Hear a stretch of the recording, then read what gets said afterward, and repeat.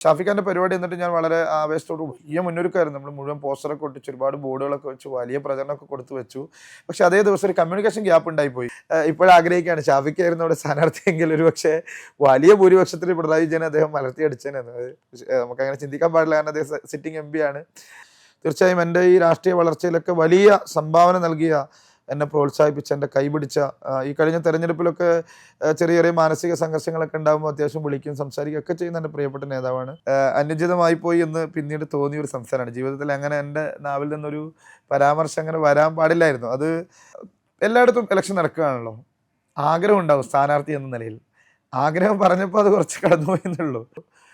എന്നെ കൊണ്ട് മനുഷ്യസാധ്യമായ രീതിയിലെല്ലാം അങ്ങനെ ഒരു ദിവസം തലയിറങ്ങി വീണു. കാരണം ഭക്ഷണമൊന്നും ചില സമയം കഴിക്കാൻ മറന്നുപോയുണ്ട്. ചോട്ടിൽ പരമാവധി ആളുകളെ കാണുക, അവരോട് ചിരിക്കുക, അവരോട് കൈപിടിക്കുക, അവർക്ക് ഉറപ്പ് കൊടുക്കുക, അവരുടെ കൂടെ നിൽക്കുക. എന്തെല്ലാം അപമാനം! ഒരുപക്ഷെ സ്ഥാനാർത്ഥിയായി ഏറ്റവും കൂടുതൽ അപമാനം സഹിച്ച ഒരാളാണ് ഞാൻ. അവഹേളനം കേൾക്കേണ്ടി വന്ന ആളാണ് ഞാൻ.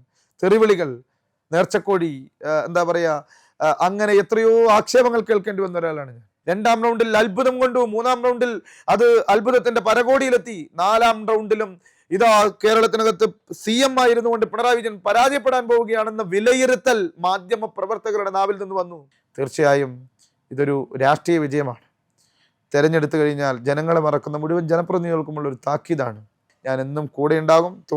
സാങ്കേതികമായി തോറ്റു എന്നുള്ളത് കൊണ്ട് മണ്ഡലം വിട്ടു പോവില്ല. ഞാൻ 5 വർഷക്കാലം തളിപ്പറമ്പ് ചെയ്തു. അതാണ് നെഞ്ചോട് ചേർത്ത് പിടിച്ച് ഈ പാർട്ടിയെ ഏറ്റവും മനോഹരമായി എങ്ങനെ പ്രണയിക്കാൻ കഴിയും, എങ്ങനെ സ്നേഹിക്കാൻ കഴിയും, ഈ പാർട്ടിയെ എങ്ങനെയെല്ലാം വളർത്താൻ എന്നെ കൊണ്ട് മനുഷ്യസാധ്യമായത് എന്തെല്ലാം ചെയ്യാൻ പറ്റും, അതെല്ലാം ചെയ്ത് ഈ മഹത്തായ ഇന്ത്യൻ നാഷണൽ കോൺഗ്രസ് എന്ന പ്രസ്ഥാനത്തിൻ്റെ ഒരു പ്രചാരകനായി ഞാൻ എന്നും കൂടെ ഉണ്ടാകും. അവിടെ തന്നെ പ്രവർത്തിക്കും. എന്ത് ബോംബ് വന്നാലും, എന്ത് ഭീഷണി വന്നാലും, എന്ത് അധിക്ഷേപം വന്നാലും, എന്ത് ആക്ഷേപം വന്നാലും, ഇന്ത്യൻ നാഷണൽ കോൺഗ്രസ് എന്ന് പറയുന്ന പ്രസ്ഥാനം എൻ്റെ ഇടനെഞ്ചിലുണ്ട് എന്നുള്ള ധൈര്യമാണ്. ആ പ്രസ്ഥാനത്തിൻ്റെ പ്രവർത്തകരുടെ സംരക്ഷണത്തിൻ്റെ കരുത്ത് തീർച്ചയായും നയിക്കും. പ്രിയമുള്ളവരെ, ഇതൊരു കേവലം ഒരു തെരഞ്ഞെടുപ്പ് പോരാട്ടമല്ല. ഇത് ഈ കഴിഞ്ഞ 10 വർഷക്കാലം ലോകത്തെ മലയാളികൾ അനുഭവിച്ച സകല പ്രയാസങ്ങൾക്കും ഒരു ശാപമോക്ഷം തേടിയുള്ള ഒരു തീർത്ഥയാത്രയായിരുന്നു ഞാൻ അവിടെ നടത്തിയത്. ആരാണ് പിണറായി വിജയന്റെ ക്രൂരതയ്ക്ക് ഇരയാവാത്തത്? ഞാനൊരു സ്ഥാനാർത്ഥി മാത്രമായിരുന്നു. ഈ സ്ഥാനാർത്ഥിത്വത്തിൽ ഒരുപാട് നേട്ടങ്ങളുണ്ട്. 1ഉം 2ഉമല്ല, 20,000-ലധികം വരുന്ന വോട്ട് അവിടെ UDFന് കൂടിയിട്ടുണ്ട്. 21,000-ഓളം വോട്ട്. ഇടതുപക്ഷത്തിന്റെ വോട്ട് 10,000-ലധികം വോട്ടിന്റെ കുറവ് ഇടതുപക്ഷത്തിന് വന്നിട്ടുണ്ട്. നേരത്തെ ഈ പറഞ്ഞതുപോലെ തുടർച്ചയായി എന്തൊരു സൗന്ദര്യമായിരുന്നു ആ വാർത്തകൾക്ക്. 1ാം റൗണ്ടിൽ 700 വോട്ട്, 2ാം റൗണ്ടിൽ 1000-ലധികം വോട്ട്, 3ാമത്തെ റൗണ്ടിൽ 2000-ലധികം വോട്ട്, 4ാം റൗണ്ടും കടന്ന് 5ാം റൗണ്ടിൽ അത്ഭുതത്തോടു കൂടിയാണ് കേരളത്തിലെ മുഴുവൻ ദൃശ്യമാധ്യമങ്ങളും ആ വാർത്ത റിപ്പോർട്ട് ചെയ്തത്. സകല നവമാധ്യമങ്ങളിലും ആ വാർത്ത ചർച്ച ചെയ്യപ്പെട്ടത്. 5 റൗണ്ടിൽ ആദ്യം പറഞ്ഞു, 1ാം റൗണ്ടിൽ പിണറായി വിജയൻ പിറകിൽ, കയ്യിലിരുന്ന പേപ്പർ വലിച്ചെറിഞ്ഞു കേരളത്തിലെ മാധ്യമ പ്രവർത്തകർ. എൻ്റെ ധർമ്മടം ഇങ്ങനെയല്ല, നമ്മൾ കേട്ട ധർമ്മടം ഇങ്ങനെയല്ല എന്ന് പറഞ്ഞു. 2ാം റൗണ്ടിൽ അത്ഭുതം കൊണ്ടു, 3ാം റൗണ്ടിൽ അത് അത്ഭുതത്തിന്റെ പരകോടിയിലെത്തി, 4ാം റൗണ്ടിലും ഇതാ കേരളത്തിനകത്ത് CM ആയിരുന്നു കൊണ്ട് പിണറായി വിജയൻ പരാജയപ്പെടാൻ പോവുകയാണെന്ന വിലയിരുത്തൽ മാധ്യമ പ്രവർത്തകരുടെ നാവിൽ നിന്ന് വന്നു. കൈരളി ചാനൽ പോലും നിശബ്ദമായി. കൈരളി ചാനലിന് ധർമ്മടത്തെ റിസൾട്ട് പറയാൻ ധൈര്യമില്ലാണ്ടായി. കൈരളി ചാനൽ ധർമ്മടത്തെ റിസൾട്ട് പൂഴ്ത്തിവെച്ചു. 5ാമത്തെ റൗണ്ടും 6ാമത്തെ റൗണ്ടും കഴിഞ്ഞപ്പോഴാണ് ആശ്വാസത്തിന്റെ ഒരു വകയെങ്കിലും, ഒരു ചെറുതരി, 1000 വോട്ടിന് ഒന്ന് കയറി തുടങ്ങിയത് പിണറായി വിജയൻ. ഇത് കേരളത്തിലെ മുഴുവൻ ജനങ്ങളും കൊടുത്ത ഒരു അതിശക്തമായ പ്രഹരമായിരുന്നു. മുഖമടച്ചുള്ള പ്രഹരമായിരുന്നു. തൊട്ടിൽ കിടക്കുന്ന പിഞ്ചു കുഞ്ഞു മുതൽ വന്യ വയോധികമാർ വരെ ആരാണ് പിണറായി വിജയന്റെ ക്രൂരതയ്ക്കിരയാകാത്തത്? അവർ മുഴുവൻ ആഹ്ലാദിച്ചു, അവർ മുഴുവൻ തുള്ളിച്ചാടി, അവർ മുഴുവൻ എന്താ പറയുക, അവർ ആനന്ദക്കണ്ണീർ പൊഴിച്ചു, അവർ സന്തോഷത്തിലാണ്. ഇതാണ് KK രമ എഴുതിയത്. നന്ദി കേരളമേ, ഇത് മതി.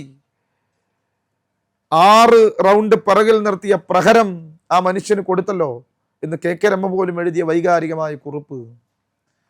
കാരണം അത്രയധികം ദ്രോഹിച്ചിട്ടുണ്ട് കേരളത്തിൽ. മുടിമുറിച്ചുകൊണ്ട് ഒരമ്മ ഈ തിരുവനന്തപുരത്തെ സെക്രട്ടേറിയറ്റിന്റെ മുന്നിലിരുന്നു കൊണ്ട് 2 കൈകളും ഉയർത്തിയിട്ട് പ്രാർത്ഥിക്കുന്ന, സകല ദൈവങ്ങളെയും വിളിച്ച് പ്രാർത്ഥിച്ചത് പിണറായി വിജയന് ഈ ശിക്ഷ ലഭിക്കാനാണ്. പിണറായി വിജയൻ ഒരു പാഠം പഠിപ്പിക്കാനാണ്. എത്രയോ അമ്മമാരുടെ പ്രാർത്ഥനയുണ്ട്, എത്രയോ വിദ്യാർത്ഥികളുടെ പ്രാർത്ഥനയുണ്ട്, എത്രയോ യുവാക്കളുടെ പ്രാർത്ഥനയുണ്ട്, എത്രയോ സർക്കാർ ജീവനക്കാരുടെ പ്രാർത്ഥനയുണ്ട്. നിസ്സാരമല്ല. 4 മണിക്കൂറാണ്. 8 മണിക്ക് തുടങ്ങി 12 മണിയാവുന്ന വരെ 4 മണിക്കൂർ ഉടുത്തുണി അടിച്ച് കേരളത്തിനകത്ത് ഈ മുഖ്യമന്ത്രിയെ തെരുവിൽ കേരളത്തിലെ മുഴുവൻ ജനാധിപത്യ വിശ്വാസികളും വിചാരണ ചെയ്തതിന് തുല്യമായ ഒരു അനിവാര്യമായ പതനത്തിനകത്തേക്ക് പിണറായി വിജയൻ പോയി. സാങ്കേതികമായി അദ്ദേഹം ജയിച്ചിരിക്കാം, പക്ഷേ രാഷ്ട്രീയ വിജയം ഐക്യ ജനാധിപത്യ മുന്നണിക്കാണ്. ഞാനവിടെ ഇറങ്ങി സ്ഥാനാർത്ഥിയായി കടന്നുപോയപ്പോൾ ഞാൻ കണ്ടൊരു കാഴ്ചയുണ്ട്. എന്നെ ചേർത്ത് പിടിക്കുന്ന അമ്മമാർ, ചെറുപ്പക്കാർ, വിദ്യാർത്ഥികൾ, വിദ്യാർത്ഥിനികൾ, കച്ചവടക്കാർ, തൊഴിലിടങ്ങൾ തൊഴിലാളികൾ, കുടുംബശ്രീ പ്രവർത്തകർ, ദിനേശ് പിടി തൊഴിലാളികൾ, അവരെല്ലാം കൈവച്ച് തലയിൽ കൈവച്ച് അനുഗ്രഹിച്ച് പറഞ്ഞു, അബ്ദുൾ റഷീദ് മോനെ നിങ്ങൾ ജയിക്കണം, താങ്കൾ ജയിക്കണം. എത്രയോ CPM പ്രവർത്തകർ വോട്ട് മാറ്റി ചെയ്തു. ഇത് ഈ 66,000 വോട്ട് എന്ന് പറയുന്നത് UDF പ്രവർത്തകരുടെ മാത്രം വോട്ടല്ല. എത്രയോ CPM പ്രവർത്തകർ, പിണറായി പഞ്ചായത്തിൽ പോലും ഇന്ത്യയിൽ ഏറ്റവും കൂടുതൽ വികസനം നടന്നു എന്ന് പറഞ്ഞ പഞ്ചായത്താണ്.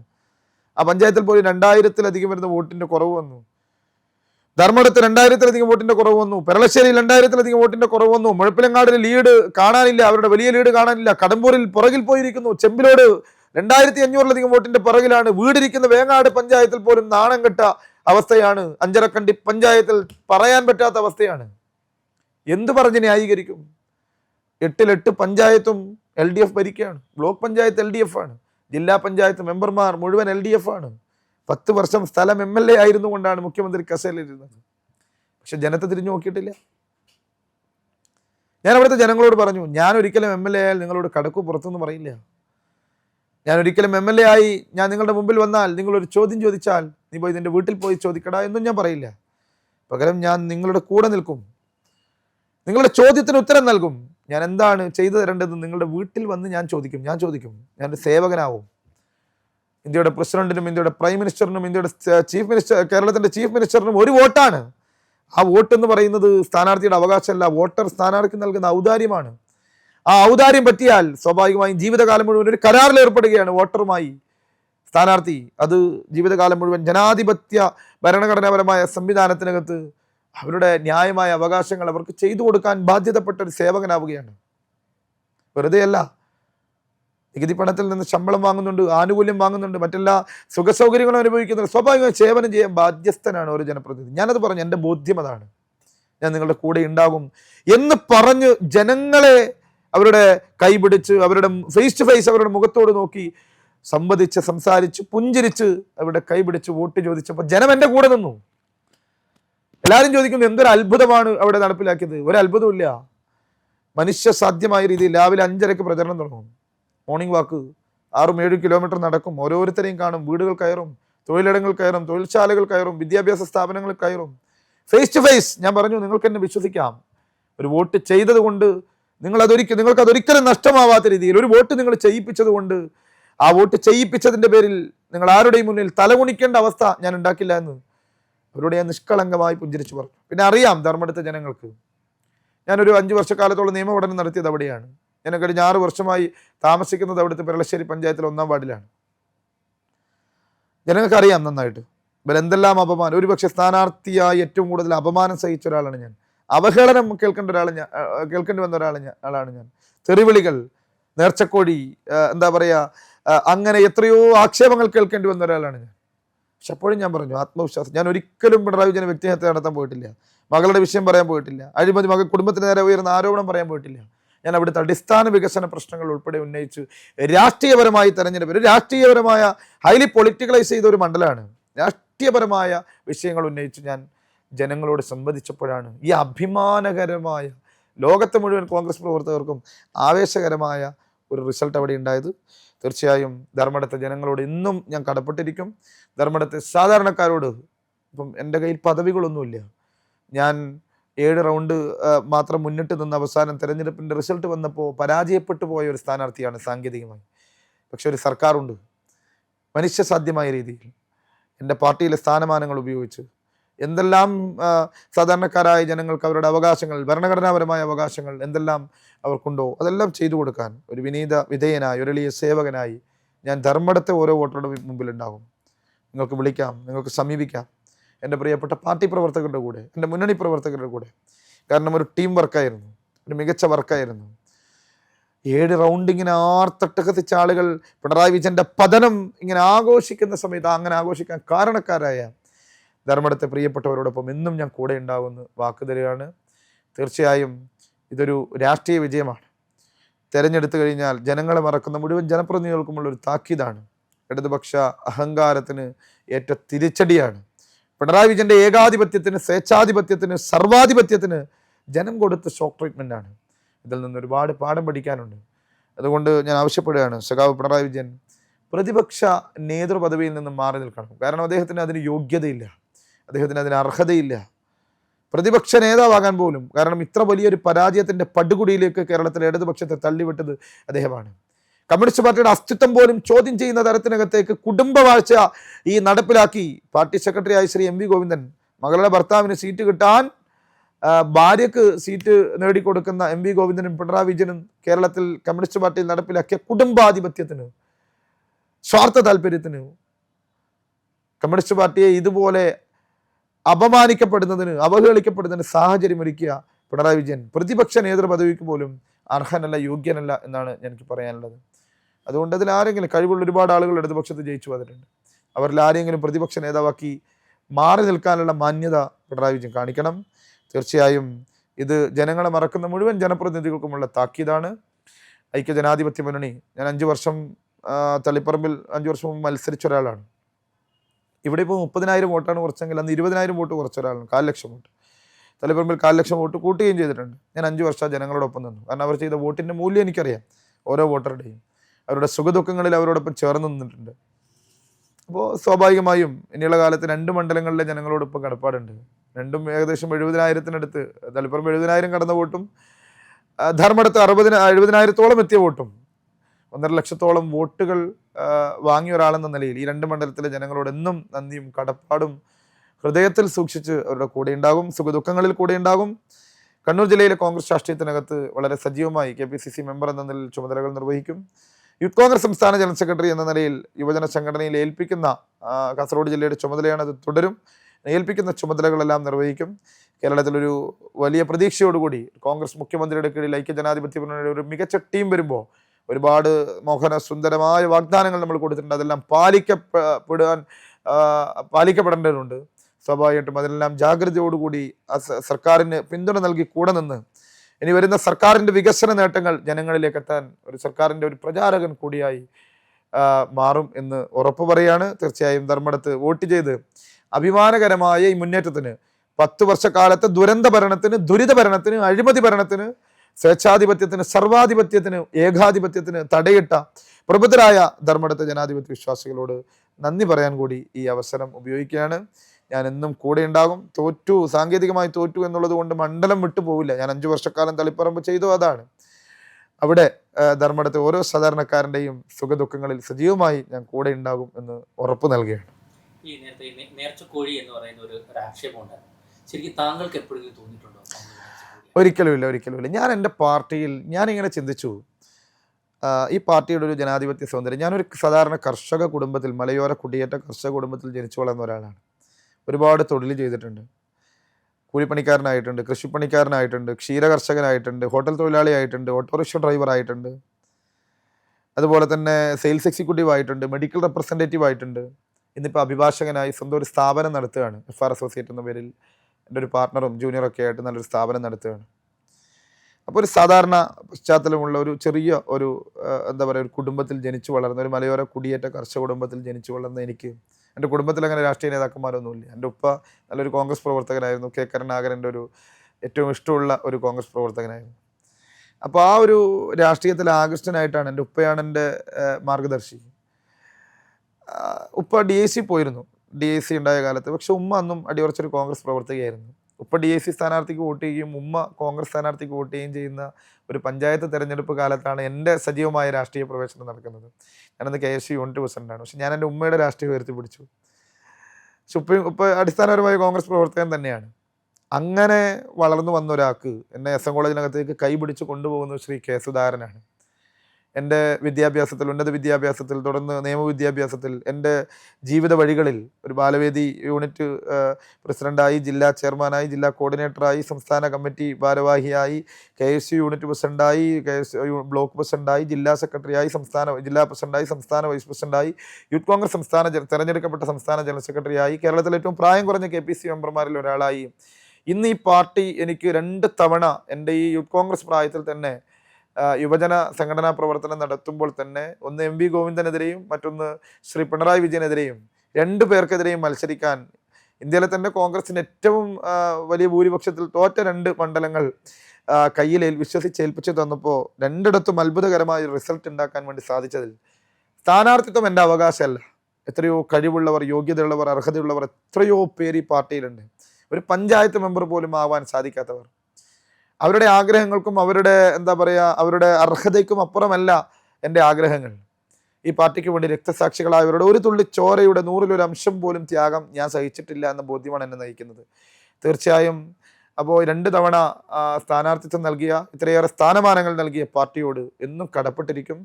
ഞാൻ പാർട്ടി നൽകിയ വലിയൊരു അംഗീകാരമായിട്ടാണ് കാണുന്നത്. കേരളത്തിലെ ചീഫ് മിനിസ്റ്ററെ നേരിടാൻ വേണ്ടിയിട്ട് എന്നെ പാർട്ടി നിയോഗിച്ചത് അന്ന് ബഹുമാന്യനായ ശ്രീ രമേശ് ചെന്നിത്തലയുടെ ഫോണിൽ ഏറ്റവും ഒടുവിൽ ശ്രീ VD സതീശനാണ് ആദ്യം വിളിച്ച് കാര്യം പറഞ്ഞു. പിന്നീട് KPC പ്രസിഡന്റാണ് ഔദ്യോഗികമായി അറിയിക്കുന്നത്.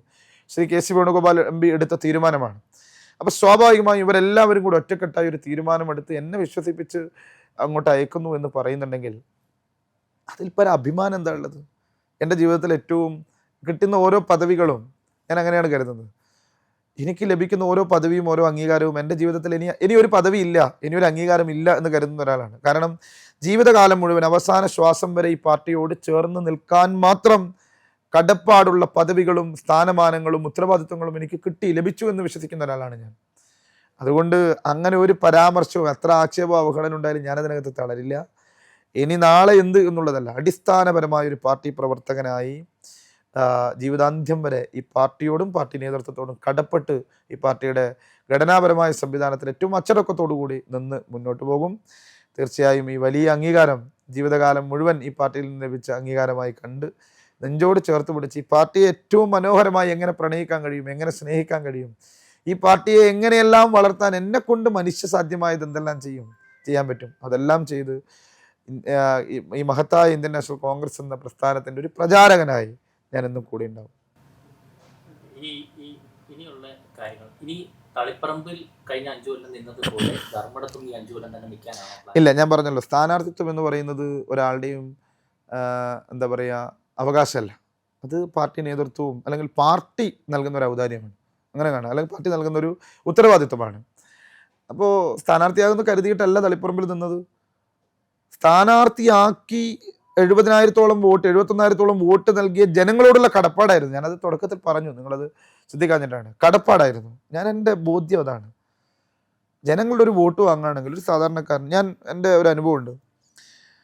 പൂർണ്ണ ഗർഭിണിയായി രാവിലെ 6 മണിക്ക് 5 മണിക്ക് പ്രസവ വേദന വന്ന് 6 മണിക്ക് സാധനങ്ങളൊക്കെ റെഡിയാക്കി പ്രസവിക്കാൻ അഡ്മിറ്റ് ആവാൻ വേണ്ടി ആശുപത്രിയിലേക്ക് പോകാൻ നിന്നൊരു പെൺകുട്ടിയുണ്ട്. ചെമ്പിലോട് പഞ്ചായത്തിലെ കക്കോത്ത് ബൂത്തിൽ പോയി ആശുപത്രിയിലേക്ക് പോകുന്ന വഴിയാണ്. പേറ്റുനോവാണ്, പേറ്റുനൊമ്പലം കിട്ടുക എന്നൊക്കെ നമ്മൾ പറയും. പ്രസവ വേദനയുടെ എക്സ്ട്രീം ലെവലിലാണ്. ഒരാൾക്കും ഒരു സഹിക്കാൻ പറ്റാത്ത വേദനയാണ്.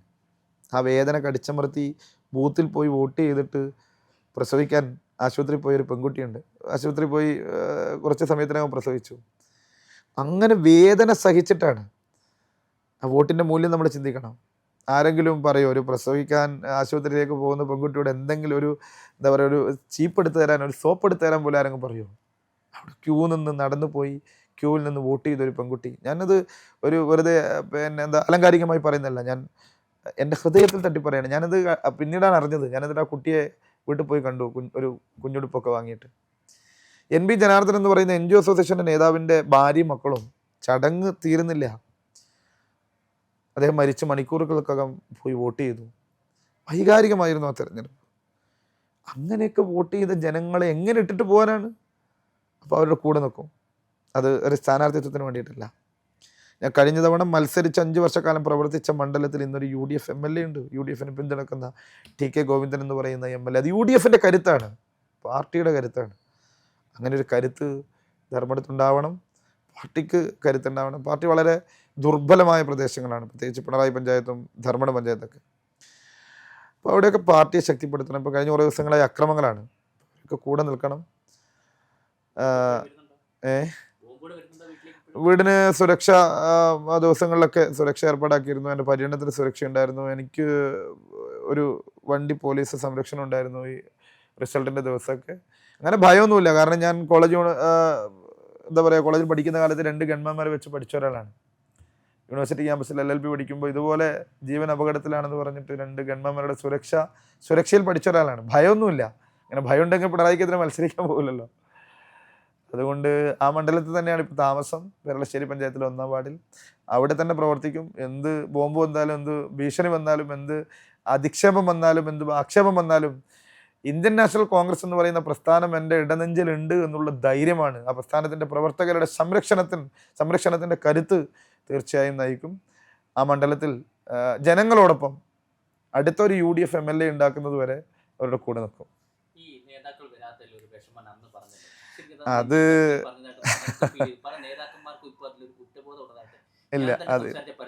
അതില്ല അങ്ങനെയല്ല. അത് അനുചിതമായി പോയി എന്ന് പിന്നീട് തോന്നിയൊരു സംസാരമാണ്. ജീവിതത്തിൽ അങ്ങനെ എൻ്റെ നാവിൽ നിന്നൊരു പരാമർശം അങ്ങനെ വരാൻ പാടില്ലായിരുന്നു. അത് ഞാൻ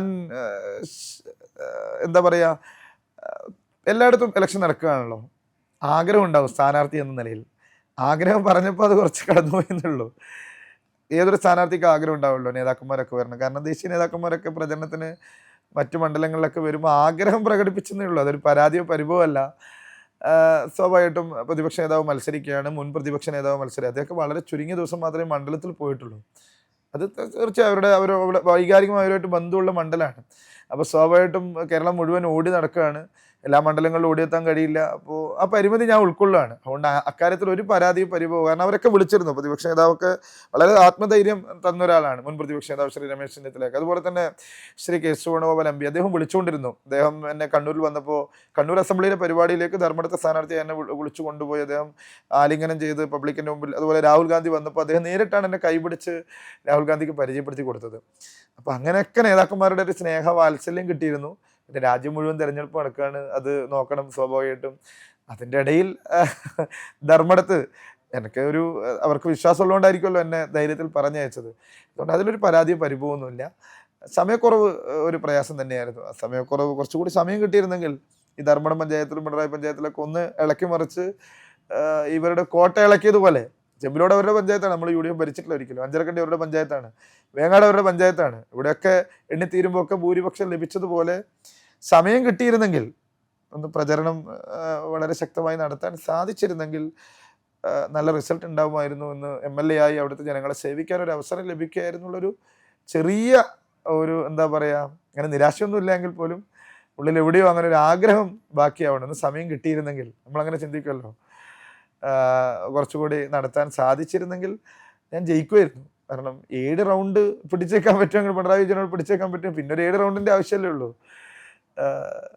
അങ്ങനെ ഒരു ആഗ്രഹം പറഞ്ഞു പോയതാണ്. അതൊരിക്കലും ഒരു കുറ്റപ്പെടുത്തലോ അല്ലെങ്കിൽ പാർട്ടി ഇതായി പറഞ്ഞതോ ഒന്നുമല്ല, ഒരാഗ്രഹം പറഞ്ഞു പോയതാണ്. പക്ഷേ സമയത്തൊരു വൈകാരികത കാരണം ജനം മുഴുവൻ ഷാഫിക്ക ആദ്യ റൗണ്ടിൽ വന്നപ്പോൾ എന്നെ വിളിച്ചിരുന്നു. അപ്പം ഞാൻ പറഞ്ഞു പെട്ടെന്ന് ഓടിപ്പോകാനല്ല, എനിക്ക് കുറച്ച് സമയം അധികം വേണമെന്ന് പറഞ്ഞു. എന്നാൽ ലാസ്റ്റ് റൗണ്ടിൽ വരാമെന്ന് പറഞ്ഞു. പക്ഷേ അദ്ദേഹത്തിന് 65ഓളം മണ്ഡലങ്ങൾ പ്രചരണം നടത്തിയാണ്. അദ്ദേഹം ഉറങ്ങിയിട്ടില്ല. അദ്ദേഹത്തിൻ്റെ കണ്ണൊക്കെ ഇങ്ങനെ നമ്മൾ കണ്ടു ചുവന്ന് കൊടുത്തിട്ട് അതുപോലെ പ്രയാസപ്പെട്ടൊരു മനുഷ്യനാണ്. അപ്പോൾ ഷാഫിഖാൻ്റെ പരിപാടി എന്നിട്ട് ഞാൻ വളരെ ആവേശത്തോട് വലിയ മുന്നൊരുക്കമായിരുന്നു. നമ്മൾ മുഴുവൻ പോസ്റ്ററൊക്കെ ഒട്ടിച്ച് ഒരുപാട് ബോർഡുകളൊക്കെ വെച്ചു, വലിയ പ്രചരണമൊക്കെ കൊടുത്തു വെച്ചു. പക്ഷേ അതേ ദിവസം ഒരു കമ്മ്യൂണിക്കേഷൻ ഗ്യാപ്പ് ഉണ്ടായിപ്പോയി. അത് അദ്ദേഹത്തിൻ്റെ മണ്ഡലത്തിൽ, അദ്ദേഹത്തെ ജയിപ്പിച്ച മണ്ഡലമാണ് ഈ 1 ലക്ഷം വോട്ടിന് 7 അസംബ്ലി ഉണ്ട്. അപ്പോൾ എല്ലായിടത്തും ഈ 2 മണിക്ക് ശേഷം ഇതേ സമയത്താണ് അത് പ്രോഗ്രാം ഏൽപ്പിച്ച നമ്മുടെ പ്രോഗ്രാം കമ്മിറ്റിയിൽ ഒരാൾക്ക് പറ്റിയൊരു ചെറിയൊരു സാങ്കേതിക പിഴവാണ്. ഒരേ സമയം ഇവിടെയും പരിപാടി വെച്ച് അതേസമയം അവിടുത്തെ പരിപാടി അന്വേഷിച്ചില്ല. അപ്പോൾ കൃത്യസമയം ഷാഫിഖാനോട് പറഞ്ഞിരുന്നില്ല. അപ്പോൾ സ്വാഭാവികമായിട്ട് അദ്ദേഹം പുറപ്പെട്ടിരുന്നു. സ്വാഭാവികമായിട്ടും മണ്ഡലത്തിൽ അദ്ദേഹത്തിന് മറ്റു മണ്ഡലങ്ങളെക്കാളേറെ അദ്ദേഹത്തിനും കമ്മിറ്റ്മെൻ്റ് ഉണ്ട് അദ്ദേഹത്തിൻ്റെ സ്വന്തം മണ്ഡലത്തിൽ. ആ ദിവസവും തലേദിവസവും അദ്ദേഹം ഉറങ്ങിയിട്ടില്ല. നാദാപുരത്തേക്ക് തലശ്ശേരിയും കൂത്തുപറമ്പും അതേസമയം നാദാപുരവും ചെറിയ സമയമാണ്, 6 മണിക്കുള്ളിൽ കൊട്ടിക്കലാശം അവസാനിപ്പിക്കണം. അപ്പം അതിനുവേണ്ടി അദ്ദേഹം പോയതാണ്, അല്ലാതെ ബോധപൂർവം വരാതിരുന്നതല്ല. പക്ഷെ ഇവിടെ അതുകൊണ്ട് അദ്ദേഹം പുറപ്പെട്ടിരുന്നു. പക്ഷെ 2 മണിക്ക് 12 മണിക്ക് തന്നെ പുറപ്പെട്ടിരുന്നു. പക്ഷെ നമ്മുടെ പരിപാടി അന്ന് ആരംഭിച്ചത് 2 മണിക്കാണ്. ഉച്ചയ്ക്ക് ചെറിയൊരു സമയത്തിൻ്റെ ഒരു കമ്മ്യൂണിക്കേഷൻ ചെറിയ പ്രശ്നം ഉണ്ടായുള്ളൂ. അല്ലാണ്ട് ഷാഫിക്കൊക്കെ എൻ്റെ ഏറ്റവും പ്രിയപ്പെട്ട നേതാവാണ്. എൻ്റെ KSU കാലത്ത് എൻ്റെ പ്രസിഡൻ്റായിരുന്നു. ഏറ്റവും കൂടുതൽ എന്നെ പ്രോത്സാഹിപ്പിച്ച ഒരാളാണ്. കഴിഞ്ഞ 2 തെരഞ്ഞെടുപ്പിലും ഏത് കാര്യത്തിലും വ്യക്തിപരമായും കുടുംബപരമായിട്ടൊക്കെ വളരെ അടുത്ത ബന്ധം എൻ്റെ കുടുംബമായിട്ടും അതുപോലെ തന്നെ അദ്ദേഹത്തിൻ്റെ കുടുംബമായിട്ടുണ്ട്. അങ്ങനെ ഒരു പ്രയാസമൊന്നും ഒരിക്കലും ഇല്ല. എൻ്റെ ഏറ്റവും പ്രിയപ്പെട്ട നേതാവാണ്. ഞാൻ ഇപ്പോഴാഗ്രഹിക്കുകയാണ് ഷാഫിക്കായിരുന്നു അവിടെ സ്ഥാനാർത്ഥിയെങ്കിൽ ഒരുപക്ഷെ വലിയ ഭൂരിപക്ഷത്തിൽ പിണറായി വിജയനെ അദ്ദേഹം മലർത്തിയടിച്ചേനെന്ന്. നമുക്കങ്ങനെ ചിന്തിക്കാൻ പാടില്ല, കാരണം അദ്ദേഹം സിറ്റിംഗ് MP ആണ്. അങ്ങനെ ആഗ്രഹിക്കാനും അല്ലെങ്കിൽ അങ്ങനെ പറയാനും പാടില്ല. പക്ഷെ ചിത്രം മറ്റൊന്നാകുമായിരുന്നു. കാരണം ക്ലൗഡ് പുള്ളറാണ് കേരളത്തിലെ കോൺഗ്രസിൻ്റെ ഏറ്റവും എന്താ പറയുക, ഇപ്പം ഏറ്റവും ജനം ഇഷ്ടപ്പെടുന്ന നേതാക്കന്മാരിൽ ഒരാൾ കൂടിയാണ് ശ്രീ ഷാഫി പറമ്പിൽ. അദ്ദേഹത്തിൻ്റെ ഏറ്റവും അടുത്ത അനുയായി എന്ന നിലയിൽ കൂടി അഭിമാനിക്കുന്ന ഒരാളാണ്. അത് ഇഷ്ടം കൊണ്ടാണ് അത് എൻ്റെ കുറേ അനുഭവങ്ങളുണ്ട്. കാരണം ഷാഫിക്ക് എല്ലാ കാര്യത്തിനും നിർദ്ദേശങ്ങളുമായി നിൽക്കുന്ന ഒരാളാണ്. കോൺഗ്രസിൻ്റെ ആഭ്യന്തര ജനാധിപത്യ പ്രക്രിയയിൽ എന്താ പറയുക, മത്സരിച്ച് വന്ന ഒരാളാണ്. അപ്പോൾ പക്ഷേ എല്ലാ കാര്യങ്ങൾക്കും ഒരു നിർദ്ദേശങ്ങളുമായി ഒരു ജ്യേഷ്ഠ സഹോദരൻ്റെ സ്ഥാനത്ത് നിൽക്കുന്ന ഒരാളാണ്. അതുപോലെ തന്നെ എൻ്റെ എല്ലാ എന്താ പറയേണ്ട വ്യക്തിപരമായ സന്തോഷങ്ങളിലും സന്തോഷം അറിയിക്കുന്ന ഒരാളാണ്. അതുപോലെ ഒരു ദിവസം ഒരു സമരം കഴിഞ്ഞിട്ട് ഞാൻ നിൽക്കുമ്പോൾ പെട്ടെന്ന് ഉപ്പാക്ക് സുഖമില്ലാത്ത സമയത്ത് വാഹനത്തിൽ പോകണം. അന്ന് ഉപ്പാക്ക് പെട്ടെന്ന് സുഖമില്ലാന്ന് അറിയിച്ചപ്പോൾ ഞാൻ പെട്ടെന്ന് ആകെ വിഷമിച്ചു പോയി. അപ്പം പെട്ടെന്നുണ്ട് ടിക്കറ്റ് എടുത്ത് അങ്ങനെ എന്താ പറയുക, എല്ലാ തരത്തിലും നമ്മളിപ്പോൾ രാഷ്ട്രീയത്തിലൊക്കെ എല്ലാവരും കാണുമ്പോൾ ഉള്ള ബന്ധവും ചിരിക്ക് അപ്പുറത്തേക്ക് വളരെ ആത്മബന്ധമുള്ള എൻ്റെ ഏറ്റവും പ്രിയപ്പെട്ട നേതാവാണ്. ഒരു പക്ഷേ എന്താ പറയുക, ഞാൻ വിളിച്ചു പറഞ്ഞ എത്രയോ പരിപാടികളിൽ കണ്ണൂരിൽ പങ്കെടുക്കുന്ന ഒരാളാണ്. നമ്മൾ ഒരുമിച്ച് ഒരുപാട് യാത്ര ചെയ്തിട്ടുള്ള ഒരാളാണ്. തീർച്ചയായും എൻ്റെ ഈ രാഷ്ട്രീയ വളർച്ചയിലൊക്കെ വലിയ സംഭാവന നൽകിയ, എന്നെ പ്രോത്സാഹിപ്പിച്ച, എൻ്റെ കൈപിടിച്ച, ഈ കഴിഞ്ഞ തെരഞ്ഞെടുപ്പിലൊക്കെ ചെറിയ ചെറിയ മാനസിക സംഘർഷങ്ങളൊക്കെ ഉണ്ടാകുമ്പോൾ അത്യാവശ്യം വിളിക്കുകയും സംസാരിക്കുകയും ഒക്കെ ചെയ്യുന്ന എൻ്റെ പ്രിയപ്പെട്ട നേതാവാണ്. തീർച്ചയായും അത് അടുത്തുനിന്ന് എന്താ പറയേണ്ടത്, ആ ഒരു സൗഹൃദം എൻ്റെ ഈ എന്താ പറയുക നല്ല റിസൾട്ടിൽ അദ്ദേഹം ആഗ്രഹിച്ചു ഒരുപാട് MLA ആവാൻ വേണ്ടിയിട്ട്. അതുപോലെ തന്നെ കുറച്ചുകൂടി നല്ല സീറ്റിൽ മത്സരിപ്പിക്കണമെന്ന് ആവശ്യപ്പെട്ട ഒരാൾ കൂടിയാണ്. അപ്പോൾ ഒന്ന് കണ്ടപ്പോൾ എന്താ ആ സൗഹൃദവും ബന്ധവും കുറച്ചധികം നേരം പ്രകടിപ്പിച്ചെന്നേ ഉള്ളൂ. ആ ബന്ധം ഞങ്ങളുടെ ഇടയിലുണ്ട്, ഒരു അനിയനെ പോലെ ചേർത്ത് പിടിക്കുന്ന ബന്ധം. സാങ്കേതികമായിട്ട് പരാജയപ്പെട്ടു, പക്ഷേ വിഷമമുണ്ടോ ആത്മാർത്ഥമായി പറഞ്ഞാൽ? പാർട്ടി, അതായത് ഞാൻ ജയിച്ചിരുന്നെങ്കിൽ ജയിക്കുന്നത് പാർട്ടിയല്ലേ. അപ്പോൾ എന്നെ മത്സരിക്കാൻ ഏൽപ്പിച്ചത് ജയിക്കാനായിരിക്കുമല്ലേ. അങ്ങനെ ചിന്തിക്കുമ്പോൾ ഇപ്പോൾ 30,000 വോട്ട് കുറച്ചു. 1, 2 അല്ല, 5,000, 10,000 അല്ല, 20,000 അല്ല, 30,000-30,000-ലധികം വോട്ടിൻ്റെ, കാരണം 50,000-ലധികം കടന്നുപോയ ഭൂരിപക്ഷമാണ്. ഇത് 20,000 എത്തിയിട്ടില്ല. അപ്പോൾ 30,000 വോട്ട് കുറച്ചു. അപ്പോൾ ഞാൻ നേരത്തെ പറഞ്ഞല്ലോ, കുറച്ചും കൂടെ സമയം കിട്ടുമായിരുന്നെങ്കിൽ എൻ്റെ പാർട്ടിക്ക് നിയമസഭയിൽ എന്താ പറയേണ്ട, കൈപ്പത്തി ചിഹ്നത്തിൽ ജയിച്ച, അല്ലെങ്കിൽ പിണറായി വിജയൻ തോറ്റു, ഇവിടെ കോൺഗ്രസ് ജയിച്ചു, UDF ജയിച്ചു എന്ന് പറയുന്നൊരു സാഹചര്യം എന്നെക്കൊണ്ട് ഉണ്ടാക്കി കൊടുക്കാൻ പറ്റിയിട്ടില്ലല്ലോ എന്നുള്ള ഒരു സങ്കടം ഉള്ളിലുണ്ട്. അത് വ്യക്തിപരമായി എനിക്ക് MLA ആവാൻ പറ്റിയിട്ടില്ല എന്നുള്ളതല്ല, എൻ്റെ പാർട്ടിക്ക് ഒരു സ്ഥാനാർത്ഥിത്വത്തിലൂടെ എന്നെ ഏൽപ്പിച്ചൊരു കാര്യം പൂർത്തീകരിക്കാൻ പറ്റിയില്ലല്ലോ എന്നുള്ള സങ്കടമുണ്ട്. പക്ഷെ അതിലേറെ ഈ ലോകത്തെ മുഴുവൻ മലയാളികളെയും ആവേശത്തിലാക്കുന്ന ഒരു തെരഞ്ഞെടുപ്പ് പെർഫോമൻസിൻ്റെ ഭാഗമാക്കാൻ കഴിഞ്ഞതിൽ, കാരണം ഇത് എൻ്റെ മാത്രം കഷ്ടപ്പാടൊന്നുമല്ല. അവിടുത്തെ ചെയർമാനുണ്ട്, ഒരു താഹിർ ഹാജി, അതുപോലെ കൺവീനർ MK മോഹനൻ, ഒരു ഫൈസൽ മാഷ്, അതുപോലെ സീനിയർ നേതാക്കന്മാർ മമ്പറം ദിവാകരൻ, അതുപോലെ പുതുക്കുടി ശ്രീധരൻ, എൻ്റെ ചീഫ് ഏജൻ്റ് ഉണ്ട്. ഈ ഒരു സ്ഥാനാർത്ഥി എന്ന നിലയിൽ എന്നെ ഫുള്ളായിട്ട് ഫ്രീയായി എനിക്ക് പ്രവർത്തിക്കാൻ എനിക്ക് ഭാഗ്യം ലഭിക്കാൻ കാരണം എൻ്റെ ഒരു ചീഫ് ഏജൻ്റ് ഉണ്ട്, അഡ്വക്കേറ്റ് ER വിനോദ്. നല്ല കഴിവുള്ള മനുഷ്യൻ, ഉമ്മൻചാണ്ടി സാറിൻ്റെ വക്കീലാണ്, പഴയ ഗവൺമെൻറ് GP ആണ്. നല്ല കഴിവുള്ള ഒരു ഹൈക്കോടതി ജഡ്ജിമാർക്ക് പോലും ക്ലാസ് എടുക്കുന്ന ഒരു വക്കീലാണ്. വളരെ പഠിച്ച് വളരെ സിസ്റ്റമാറ്റിക്കായി കാര്യങ്ങൾ A to Z, സ്ഥാനാർത്ഥി പ്രഖ്യാപനം മുതൽ കൗണ്ടിങ് കഴിഞ്ഞ് അതിൻ്റെ എല്ലാ ഫയൽ വർക്കും ഉൾപ്പെടെ ചെയ്തു തീർത്ത അഡ്വക്കേറ്റ് ER വിനോദ് എന്ന നല്ല കഴിവുള്ള കണ്ണൂരിലെ ജില്ലാ കോൺഗ്രസ് കമ്മിറ്റിയുടെ ജനറൽ സെക്രട്ടറി ഉണ്ട്. എൻ്റെ കൂടെ നിന്ന് കുറേ ചെറുപ്പക്കാരുണ്ട് ഈ ഒരു ടീം വർക്കിന് വേണ്ടിയിട്ട്. രാപ്പകലില്ലാതെ ഉറങ്ങാതെ, ഞാൻ പറഞ്ഞല്ലോ 5:30 തുടങ്ങിയിട്ട് പുലർച്ചെ 3 മണി വരെ 2-3 മണിക്കൂറാണ് ഞാൻ ഉറങ്ങിയത്. അതേപോലെ എൻ്റെ കൂടെ കഷ്ടപ്പെട്ട കുറേ ചെറുപ്പക്കാരുണ്ട്, ബ്ലോക്ക് പ്രസിഡന്റുമാർ, മണ്ഡലം പ്രസിഡന്റുമാർ, മുസ്ലിം ലീഗിൻ്റെ നേതാക്കന്മാർ, എന്നെ സഹായിച്ചവർ, സാമ്പത്തികമായിട്ടൊക്കെ സഹായിച്ചവരുണ്ട്, വന്ന് പരിപാടി പങ്കെടുത്തവരുണ്ട്. അങ്ങനെ ഒരുപാട് ആളുകളുടെ നിങ്ങളൊരു അബ്ദുൾ റഷീദിനെ മാത്രമേ കാണുന്നുള്ളൂ. അബ്ദുൾ റഷീദ് ലീഡ് കുറച്ചു, അബ്ദുൾ റഷീദ് ലീഡ് ഉയർത്തി എന്നല്ല, വലിയൊരു ടീം വർക്കിൻ്റെ ഒരു പ്രതിഫലനമാണ് ആ സമയത്തെ വാർത്ത. അതുകൊണ്ട് ഒരു വ്യക്തിപരമായ ഒരു മികവായിട്ടോ കഴിവായിട്ടോ ഒന്നും അതിനെ കാണുന്നില്ല. കുറേ ആളുകളുടെ, ഞാൻ പറഞ്ഞല്ലോ, ഇത് രക്തസാക്ഷികളുടെ രക്തത്തിൻ്റെ ഗന്ധമുണ്ട് ഇതിനകത്ത്. 1 ഡസൻ രക്തസാക്ഷികൾ കൊല്ലപ്പെട്ട മണ്ണാണ് ധർമ്മടം. 17 വയസ്സിലാണ് ശ്രീകാന്തേട്ടൻ കൊല്ലപ്പെടുന്നത്. മുസ്ലിം ലീഗിൻ്റെ രക്തസാക്ഷി എടക്കാട് ഷാദുലി, അതുപോലെ പീറ്റക്കണ്ടി, അതുപോലെ പാതിരിയാട് ഗംഗാട്ടൻ, ഒരുപാട് ക്രൂരമായി കൊല്ലപ്പെട്ട രക്തസാക്ഷികൾ. അവരുടെയൊക്കെ ആ ചോരയുടെ വിയർപ്പിൻ്റെ അല്ലെങ്കിൽ പ്രവർത്തകരുടെ വിയർപ്പിൻ്റെ കഷ്ടപ്പാടിൻ്റെ ഗന്ധമുണ്ട് ഈ പോരാടി എന്നൊക്കെ പറയാനുള്ള ഈ ധർമ്മടത്തെ ഈ പോരാട്ടത്തിൽ. അപ്പോൾ അത് ഒരു വൈകാരികമാണ്. അത് ഞാൻ പറഞ്ഞല്ലോ, ടീം വർക്കിൻ്റെ വിജയമാണ്. ഇത് എൻ്റെ ഒരു പേര് മുമ്പിലുണ്ടെന്നേ ഉള്ളൂ. എന്നെക്കൊണ്ട് മനുഷ്യസാധ്യമായ രീതിയിലെല്ലാം ഞാൻ ഒരു ദിവസം തലയിറങ്ങി വീണു. കാരണം ഭക്ഷണമൊന്നും ചില സമയം കഴിക്കാൻ മറന്നുപോയുണ്ട്. ചോട്ടി പരമാവധി ആളുകളെ കാണുക, അവരോട് ചിരിക്കുക, അവരോട് കൈപിടിക്കുക, അവർക്ക് ഉറപ്പ് കൊടുക്കുക, അവരുടെ കൂടെ നിൽക്കുക. ഈ ഒരു മത്സര ബുദ്ധിയോട് കൂടിയുള്ള ഒരു ചിന്തയിൽ, ഓട്ടത്തിൽ ഒരു ദിവസം പ്രഷറൊക്കെ കുറഞ്ഞ് ഞാനിങ്ങനെ പ്രസംഗിച്ചുകൊണ്ട് നിൽക്കുമ്പോൾ എൻ്റെ ബ്ലോക്ക് പ്രസിഡന്റ് സുരേന്ദ്രൻ മാഷിൻ്റെ കയ്യിലേക്ക് ഞാനിങ്ങനെ വീണുപോയി, തലയിറങ്ങി വീണുപോയി. അങ്ങനെ അതുപോലെ കാലിന് മുറിവിങ്ങനെ കൂടി മുട്ടിന് അവസാനം നീർക്കെട്ട് വന്ന് നടക്കാൻ വേച്ച് നടന്ന ഒരു സന്ദർഭമൊക്കെ ഉണ്ട്. ഒരു ദിവസം രാവിലെ ശബ്ദം കിട്ടുന്നില്ല, അങ്ങനെ പുലർച്ചെ 5:30 തലശ്ശേരിയിൽ ഒരു ഡോക്ടറെ വിളിച്ചെണീപ്പിച്ചിട്ട് കാണിക്കാം. കാരണം അത് കഴിഞ്ഞ് പരിപാടിക്ക് പോകണം. സ്ഥാനാർത്ഥി എന്ന നിലയിൽ അനുഭവങ്ങളുണ്ട്. ഞാൻ കടലിൽ എന്നെ കൊണ്ടുപോയ മത്സ്യത്തൊഴിലാളികളുണ്ട്. എന്നാൽ കടലിൽ പോയി വോട്ട് വയ്ക്കാമെന്ന് പറഞ്ഞു. മുഴപ്പിലങ്ങാട് പോയപ്പോൾ അങ്ങനെ ബോട്ടിൽ കടലിൻ്റെ ഉള്ളിൽ പോയിട്ട് ഉൾക്കടലിൽ മീൻ പിടിക്കുന്ന മത്സ്യത്തൊഴിലാളികളെ കണ്ട് വോട്ട് ചോദിച്ച അനുഭവമുണ്ട്. ഒരുപാട് പറയാനുണ്ട്. എന്തായാലും അവിടുത്തെ അമ്മമാർ, സഹോദരിമാർ, അതാ ഞാൻ പറഞ്ഞത്, അത്രയേറെ കടപ്പാട് ധർമ്മടത്തെ ജനങ്ങളോടുണ്ട്. അതുകൊണ്ട് അബ്ദുൾ റഷീദ് എന്ന പേരല്ല, ധർമ്മടത്തെ സാധാരണക്കാരൻ്റെ വികാരമായിരുന്നു ആ തെരഞ്ഞെടുപ്പിൻ്റെ 6 റൗണ്ട് അല്ലെങ്കിൽ 7ാം റൗണ്ട് വരെ പിണറായി വിജയനെ പുറകിൽ നിർത്തിയ പെർഫോമൻസ്. അത് ധർമ്മടത്തെ ജനങ്ങളുടെ വിജയമാണ്. തീർച്ചയായും ഞാൻ പറഞ്ഞല്ലോ, എൻ്റെ ആഗ്രഹം അതാണ്. ഞാൻ സ്ഥാനാർത്ഥിയായി 5 വർഷം കഴിഞ്ഞ് ഒരു UDF സ്ഥാനാർത്ഥി എന്തായാലും വരുമല്ലോ. ആ സ്ഥാനാർത്ഥിയോട് കഴിഞ്ഞ മത്സരിച്ച സ്ഥാനാർത്ഥി ഇവിടെ എന്താ ചെയ്തത് അല്ലെങ്കിൽ എവിടെ പോയിരുന്നു എന്ന് ചോദിക്കേണ്ട അവസ്ഥ ഞാൻ ഉണ്ടാക്കില്ല. തളിപ്പറമ്പ് ഞാൻ ഉണ്ടാക്കിയിട്ടില്ല. ടി കെ ഗോവിന്ദൻ മാഷ് മത്സരിക്കുമ്പോൾ കഴിഞ്ഞ സ്ഥാനാർത്ഥി ഇവിടെ മത്സരിച്ചു ഒന്ന് വോട്ട് പോയതല്ലേ എന്ന് ജനം ചോദിച്ചിട്ടില്ല. അവിടെ എല്ലാം ജനം ചോദിച്ചത് കഴിഞ്ഞ സ്ഥാനാർത്ഥി എന്തേ അവിടെ CPM പ്രചരിപ്പിച്ചത് മുഴുവൻ അതാണ്. എന്താണ് കഴിഞ്ഞ സ്ഥാനാർത്ഥിക്ക് എന്താ സീറ്റ് കൊടുക്കാത്തതെന്നാണ്. അത് എന്തുകൊണ്ടാണ് ചോദിക്കുന്നത്? ഞാൻ അവിടെ ജനങ്ങളുടെ ഇടയിൽ ഉണ്ടായതുകൊണ്ടാണ്. അങ്ങനെ അഭിമാനകരമായി ചോദിക്കാൻ ഞാൻ അദ്ദേഹത്തിന് വേണ്ടി വോട്ട് ചോദിച്ചു. ഭയങ്കരമായ ജനം ഏറ്റെടുത്തു അതിൻ്റെ പ്രചരണ കാര്യങ്ങളൊക്കെ. എന്ന് പറഞ്ഞ പോലെ ജനത്തിന് വോട്ട് ചെയ്താൽ അതൊരു പാഴായി പോയിട്ടില്ല എന്ന് തോന്നുന്ന തരത്തിനകത്ത് അവർക്ക് വേണ്ടി പ്രവർത്തിക്കും.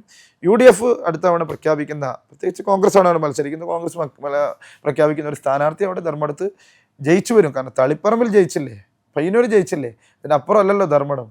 ജയിച്ചു വരും എന്നുള്ള ഉറച്ച വിജയപ്രതീക്ഷയാണ്.